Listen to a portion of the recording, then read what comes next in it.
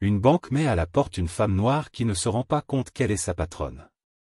Le grand hall de la banque de lumière bourdonnait de bruit, de richesse et d'ambition. Léa Ndiaye entra, le cœur battant.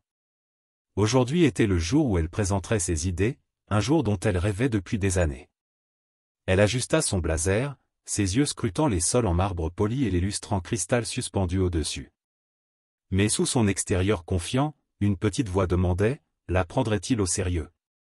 Monsieur Dupont, le directeur de la banque, observait depuis son bureau. Il s'appuya contre le dossier de sa chaise, un sourire narquois sur le visage. Pour lui, Léa était une parvenue, une femme avec de grands rêves qui menaçaient sa position. Que pense-t-elle pouvoir accomplir ici? Marmonna-t-il dans sa barbe, son dédain palpable. Juste une autre femme qui pense pouvoir jouer avec les grands. Léa inspira profondément et s'approcha de l'accueil, le cœur battant. J'ai rendez-vous avec Monsieur Dupont, dit-elle en essayant de garder une voix ferme. La réceptionniste hocha la tête mais hésita. Quelques instants plus tard, Dupont fit un signe dédaigneux de son bureau. Sécurité! Cria-t-il, sa voix résonnant au-dessus des bavardages du hall. Le cœur de Léa se serra lorsque deux agents de sécurité s'approchèrent d'elle. Madame, vous devez partir, dit l'un d'eux d'un ton ferme. Monsieur Dupont a décidé que vous n'êtes pas le bienvenu ici. La confusion l'envahit. Mais j'ai un rendez-vous. Protesta-t-elle, sa voix dépassant à peine le vacarme de la banque animée.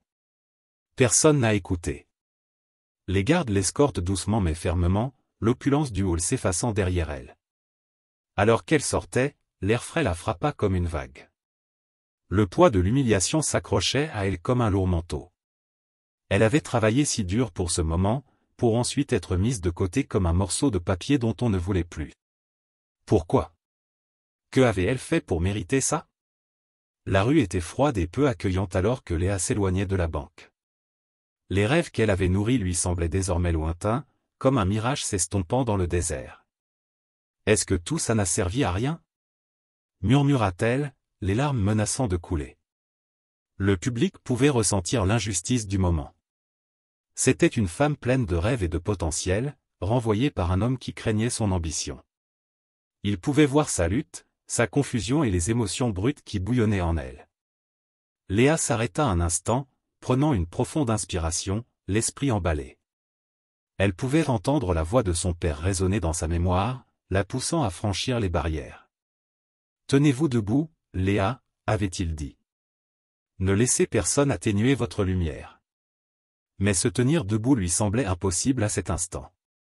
Alors qu'elle regardait l'imposant bâtiment, elle sentit une lueur de colère s'enflammer en elle. Qui était Dupont pour décider de sa valeur? Le public se pencha plus près, intrigué par la lutte qui se préparait en elle. Laisserait-elle cet échec la définir? Ou allait-elle renaître de ses cendres, plus forte qu'avant? Les questions restaient en suspens, attendant des réponses. La détermination prenant peu à peu le dessus sur sa confusion, Léa se détourna de la banque, une nouvelle détermination naissant dans son cœur. Elle ne laisserait pas ce moment marquer la fin de son histoire. Non, ce n'était que le début. De retour dans son petit appartement, Léa Ndiaye s'assit sur son canapé usé, sentant une vague de doute l'envahir. Les murs autour d'elle semblaient se refermer et le silence était pesant. Elle se remémorait les événements de la banque, luttant pour comprendre comment un seul instant pouvait briser ses rêves. L'humiliation d'avoir été expulsée persistait comme un goût amer dans sa bouche. Léa a jeté un coup d'œil autour de son modeste espace de vie, rempli de livres et de photos de son défunt père. Il a toujours été son plus grand soutien, l'inspirant à poursuivre ses rêves malgré les obstacles. Elle entendait presque sa voix, douce et forte, qui lui rappelait « Tiens-toi droite, Léa. Tu peux tout surmonter. » Ces mots résonnèrent dans son esprit, déclenchant en elle une lueur de résilience. Mais la solitude de sa situation la pesait. Léa sentait le poids du monde sur ses épaules, sachant qu'en tant que femme d'ascendance africaine, elle était confrontée à des défis que d'autres ne comprendraient peut-être pas. Les barrières systémiques dans la société semblaient devenir de plus en plus hautes et intimidantes. C'était une femme ambitieuse dans un monde qui négligeait souvent son potentiel.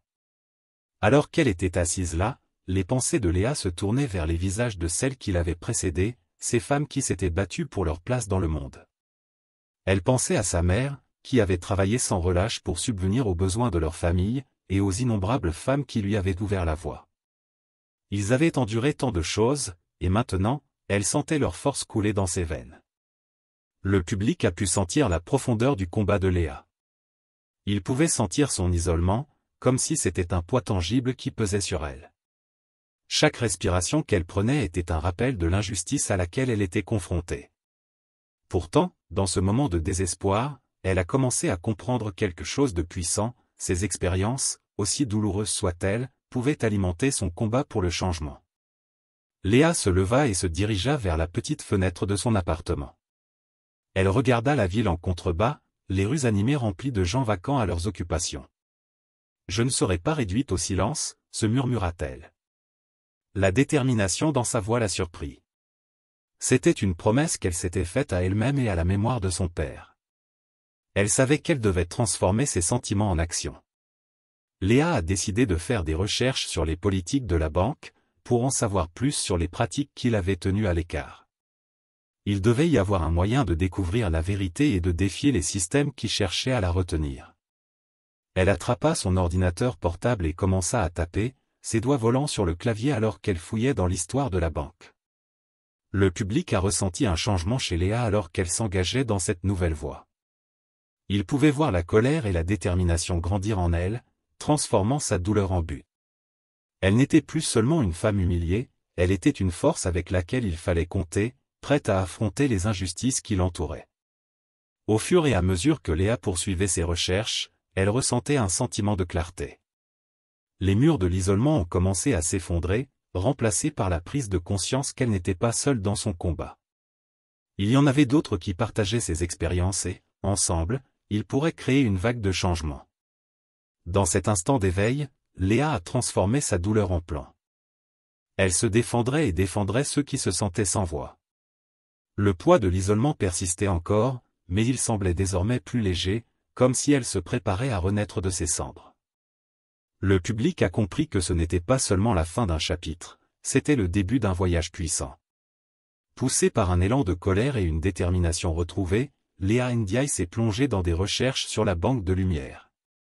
Elle voulait comprendre les politiques et pratiques de la banque, dans l'espoir de découvrir tout signe de discrimination qu'elle pourrait utiliser pour lutter contre M. Dupont et ses actions cruelles. Plus elle creusait, plus elle sentait le feu de la détermination grandir en elle. En parcourant le site internet et les documents internes de la banque, Léa a découvert quelque chose d'alarmant. Il existe une tendance inquiétante à la discrimination en matière d'embauche et de promotion. Il était clair que de nombreuses personnes capables étaient négligées, et les raisons étaient souvent liées à la race et au sexe. Léa sentit son cœur s'emballer en réalisant que ce n'était pas seulement son combat, c'était un combat contre un problème profondément enraciné qui affectait beaucoup d'autres personnes comme elle. C'est alors qu'elle est tombée sur une information cruciale.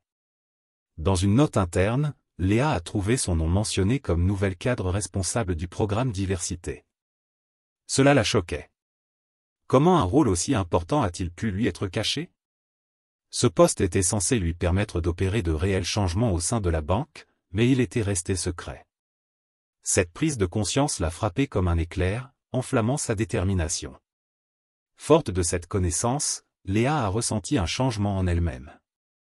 Elle n'était plus seulement victime du dédain de Dupont, elle était désormais un agent de changement. Son cœur battait à tout rompre alors qu'elle commençait à formuler un plan. Elle affronterait Dupont et récupérerait la position qui lui revient. Elle préciserait clairement qu'elle ne permettrait à personne de porter atteinte à son autorité ou à sa passion pour la création d'un lieu de travail plus inclusif. Au fil des jours, Léa a passé d'innombrables heures à préparer son affrontement. Elle a rassemblé des preuves de la discrimination qu'elle avait découverte et a écrit ses réflexions sur la manière d'améliorer les pratiques de la banque. La colère qui l'alourdissait autrefois s'est transformée en un outil puissant pour son combat. Elle était prête à défier l'institution même qui avait cherché à la faire taire. Le public a pu ressentir la transformation qui s'opérait au sein de Léa. La femme timide qui avait été humiliée à la banque était désormais empreinte d'une farouche détermination. Elle a commencé à s'imaginer debout devant le conseil d'administration, exposant sa vision d'une banque qui valorise véritablement la diversité et l'inclusion. L'idée de reprendre son pouvoir la motivait davantage. Dans son petit appartement, Léa s'entraînait à parler. Elle se tenait debout, imaginant les visages de ses collègues qui avaient affronté des luttes similaires. Leurs histoires ont alimenté sa passion et son engagement. Elle savait que cela ne concernait pas seulement elle, il s'agissait de tous ceux qui avaient été marginalisés et réduits au silence. Elle pouvait enfin canaliser sa douleur vers une force bénéfique. Alors qu'elle terminait sa pratique, Léa regarda de nouveau par la fenêtre, cette fois avec un espoir renouvelé. La ville en contrebas semblait dynamique et pleine de possibilités. « C'est mon moment », se murmura-t-elle, ressentant une bouffée d'excitation. Elle était prête à affronter Dupont et à exiger le respect et la reconnaissance qu'elle méritait. Le public a senti l'électricité dans l'air alors que Léa se préparait pour ses prochaines étapes. Il voyait qu'elle n'était plus la femme mise de côté, elle émergeait comme une force puissante, déterminée à remettre en question le statu quo. Le chemin à parcourir serait difficile, mais Léa était prête à se battre pour elle-même et pour ceux qui partageaient son combat.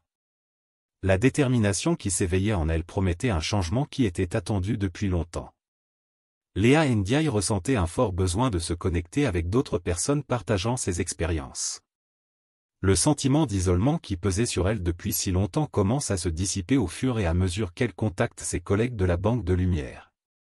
Elle a envoyé des messages et passé des appels téléphoniques, leur demandant s'ils voulaient se rencontrer pour discuter de leurs expériences de discrimination. À son grand soulagement, beaucoup ont répondu positivement, désireux de partager leurs histoires. Alors qu'ils se réunissaient dans une petite salle de conférence, Léa ressentit un élan d'espoir. La pièce était remplie de visages qui reflétaient ses luttes. Chaque collègue a apporté ses propres histoires de traitements injustes et de déception. Ils ont parlé de promotions manquées et d'avoir été négligés dans des projets, tout cela à cause de leur race ou de leur sexe. Ce rassemblement s'est transformé en un espace où ils ont pu exprimer leurs frustrations et leurs craintes. Léa les écoutait attentivement et prenait des notes sur leurs expériences. Ils ont tous convenu que quelque chose devait changer au sein de la banque. Ensemble, ils ont commencé à discuter de la manière dont ils pourraient prendre des mesures contre M. Dupont et les pratiques discriminatoires qu'il avait imposées. Leur colère commune a alimenté leur détermination à faire la différence. Léa s'est sentie renforcée par leur camaraderie et a réalisé qu'elles étaient plus fortes ensemble. Après des heures de discussion, ils ont élaboré un plan. Ils ont décidé de rassembler des preuves des pratiques corrompues de Dupont et de créer une présentation qui exposerait la vérité. Léa a assigné des tâches en fonction des forces de chacun. Certains collecteraient des données sur les pratiques d'embauche, tandis que d'autres recueilleraient des témoignages personnels. Léa a pris la responsabilité d'organiser leur découverte dans une présentation claire et convaincante.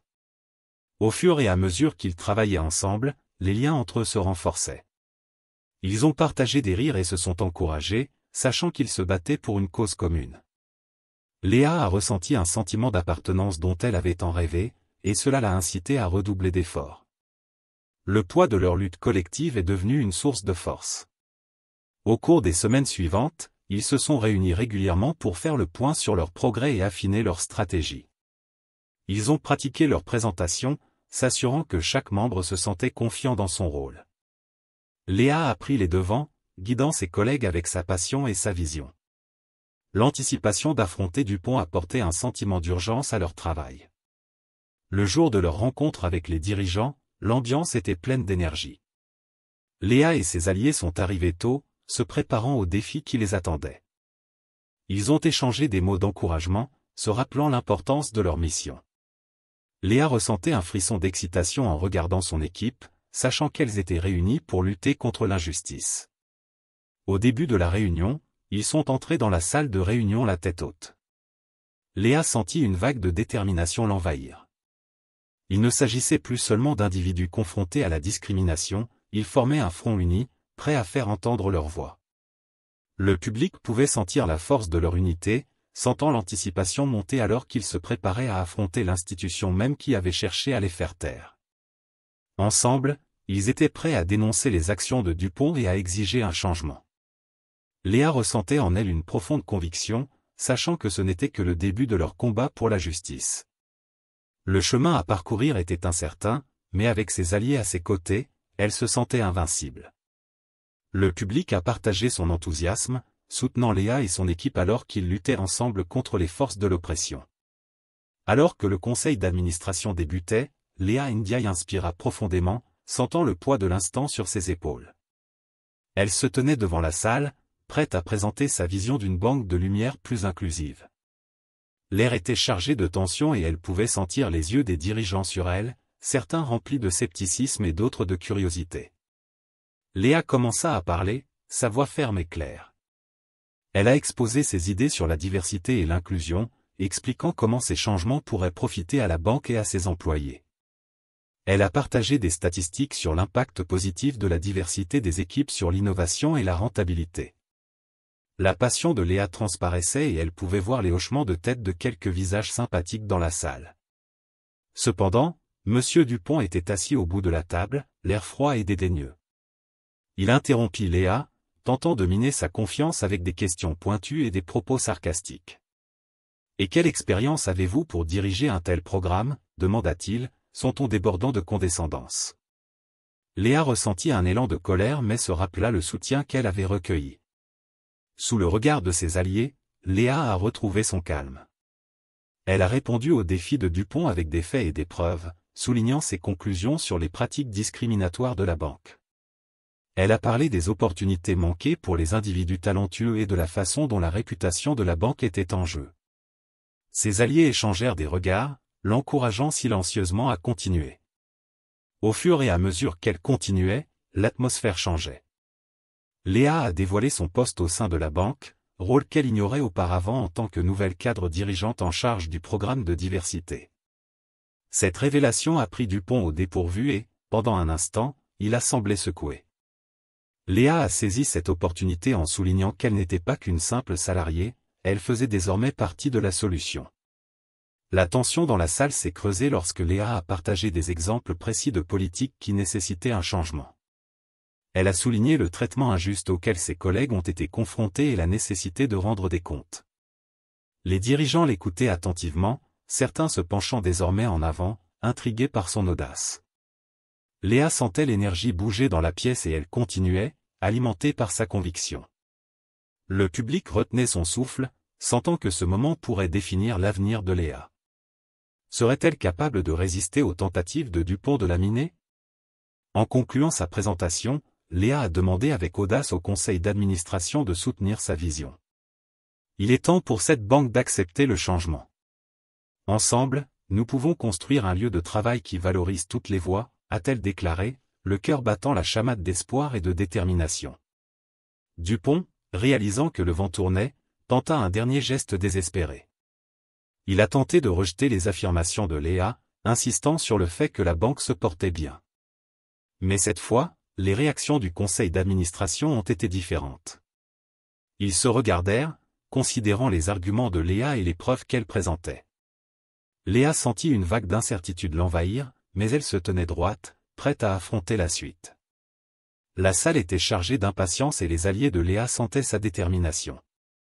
Ils savaient qu'il ne s'agissait pas seulement de Léa, il s'agissait de tous ceux qui avaient été victimes de discrimination.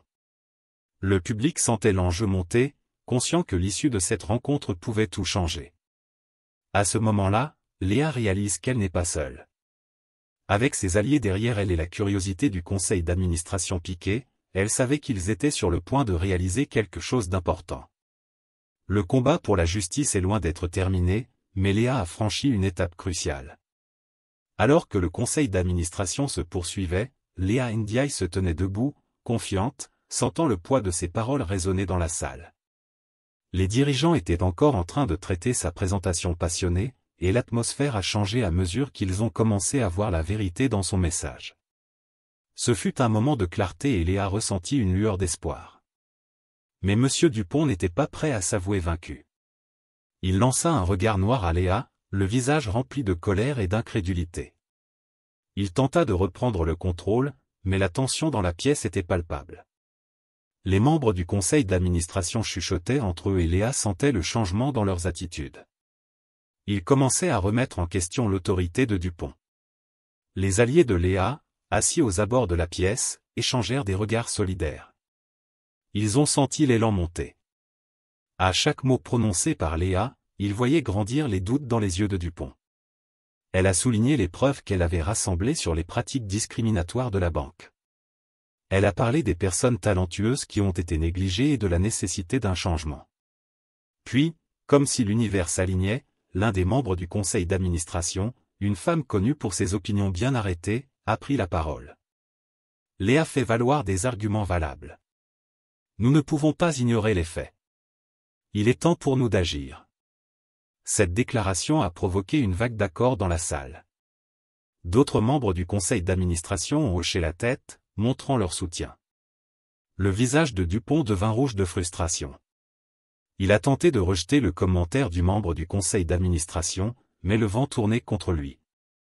Léa a profité de cette occasion pour souligner son engagement envers l'inclusivité. Elle a parlé de sa vision de la banque et de la façon dont elle pourrait conduire à un plus grand succès pour toutes les personnes impliquées. Sa voix était ferme et sa passion indéniable. Au fur et à mesure que Léa poursuivait, elle sentit un sentiment d'autonomisation l'envahir. Elle avait passé trop de temps à se sentir petite et ignorée. Désormais, elle se tenait debout, défendant ses intérêts et ceux de ses collègues. Le conseil d'administration écoutait vraiment, et elle pouvait sentir le changement dans leur perception. Finalement, après ce qui semblait être une éternité, le président du conseil d'administration a pris la parole. Monsieur Dupont, nous devons réévaluer nos politiques et pratiques actuelles. Il semble clair que nous n'en faisons pas assez. Les mots flottaient dans l'air et Léa sentit son cœur s'emballer. C'était le moment pour lequel elle s'était battue. L'expression de Dupont est passée de la colère au choc, et il a eu du mal à répondre. C'est inacceptable. J'ai bien fait mon travail. Balbutia-t-il, mais ses paroles manquaient de conviction. Le conseil d'administration était désormais fermement derrière Léa. Avec le président du conseil d'administration qui menait la conversation, Léa s'est retrouvée en position de force. Les dirigeants ont commencé à discuter de la nécessité d'une nouvelle orientation, qui inclurait la vision de Léa en matière de diversité et d'inclusion. Il la considérait comme une leader et elle réalisa que son courage avait déclenché le changement. À la fin de la réunion, le conseil d'administration a pris la décision unanime d'évincer Dupont de son poste. Il ferait face à des conséquences juridiques pour ses actes, et il était clair que la banque était prête à se transformer. Léa a ressenti une vague de soulagement l'envahir alors que le conseil d'administration reconnaissait son leadership. Le cœur reconnaissant, Léa s'est avancée pour accepter son nouveau rôle.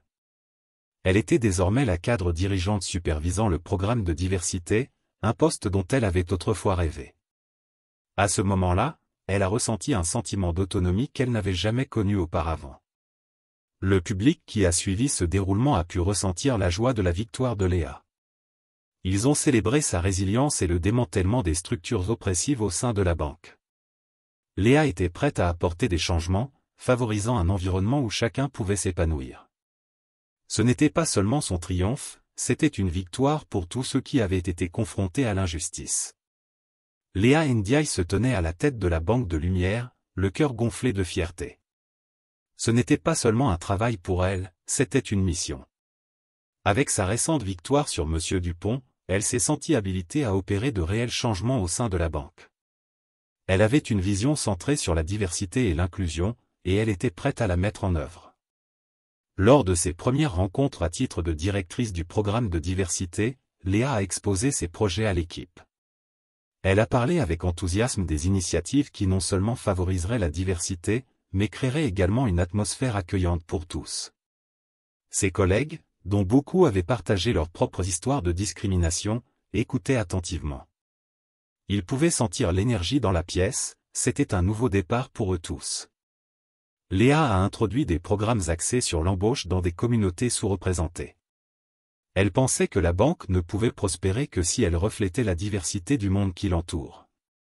Elle a également mis en place des opportunités de mentorat pour les jeunes professionnels, garantissant ainsi que chacun ait accès à des conseils et à un soutien. Ses collègues ressentaient un sentiment d'espoir grandissant à mesure que Léa exposait ses projets. Ils ont été inspirés par sa détermination et sa vision. Au fil des semaines, Léa a vu ses initiatives prendre racine. La culture de la banque a commencé à évoluer dans une direction positive. Des candidats plus diversifiés postulaient à des postes et l'équipe se sentait plus unie. Léa a organisé des ateliers où les employés pouvaient partager leurs expériences et apprendre les uns des autres. Ces séances ont favorisé un sentiment de communauté et les murs qui les séparaient autrefois ont commencé à s'effondrer. Léa a également veillé à célébrer les petites victoires au fil du parcours. Lorsqu'ils ont réussi à embaucher une jeune femme talentueuse issue d'un milieu minoritaire, Léa a réuni son équipe pour reconnaître cette étape importante. Elle leur a rappelé que le changement prend du temps, mais que chaque effort compte. Sa positivité était contagieuse et les gens ont commencé à croire à la possibilité d'un lieu de travail plus inclusif. Cependant, tout le monde n'a pas été ravi des changements. Certains cadres résistaient encore à la vision de Léa. Ils s'accrochaient aux anciennes méthodes et se sentaient menacés par la nouvelle orientation. Mais Léa ne s'est pas laissée décourager. Elle a continué à avancer, armée du soutien de ses alliés et de la force de ses propres convictions. Un jour, lors d'une réunion d'équipe, Léa aborde les doutes qui subsistent. Elle a parlé franchement de l'importance de la diversité, non seulement pour l'image de la banque, mais aussi pour son succès. L'inclusion n'est pas seulement une case à cocher, a-t-elle déclaré avec fermeté. C'est une stratégie de croissance. Lorsque nous adoptons des perspectives différentes, nous devenons plus forts en tant qu'équipe. Ces paroles résonnaient profondément et elle pouvait voir le changement sur les visages de ses collègues. Ils ont commencé à comprendre que Léa ne se contentait pas de prôner le changement, elle se battait pour un avenir meilleur pour tous. En réfléchissant à son parcours, Léa réalise tout le chemin parcouru. Les luttes qu'elle avait affrontées n'étaient plus un fardeau mais une source de force. Elle a compris que la véritable autorité vient du fait de défendre ce qui est juste, de bâtir une communauté et de croire en soi. Dans les scènes finales, Léa se tient devant son équipe, prête à les entraîner dans une nouvelle ère à la Banque de Lumière. Le poids de ses luttes passées alimente désormais sa passion pour la création d'un lieu de travail juste et inclusif. Elle avait bon espoir quant à l'avenir et était impatiente de voir comment leurs efforts collectifs transformeraient la banque. Le public a ressenti la puissance de la transformation de Léa. Son parcours nous a rappelé que la persévérance et le courage peuvent conduire à des changements significatifs. En acceptant son rôle, Léa a inspiré les autres à lutter contre l'injustice et à lutter pour un monde meilleur. Le message était clair, ensemble, ils pourraient créer un environnement dans lequel chacun pourrait s'épanouir. Partagez cette histoire si vous pensez que la diversité et l'inclusion peuvent transformer les lieux de travail pour le mieux. Laissez un commentaire sur la façon dont vous avez été témoin de changements positifs dans votre environnement et abonnez-vous pour des histoires plus inspirantes comme celle-ci.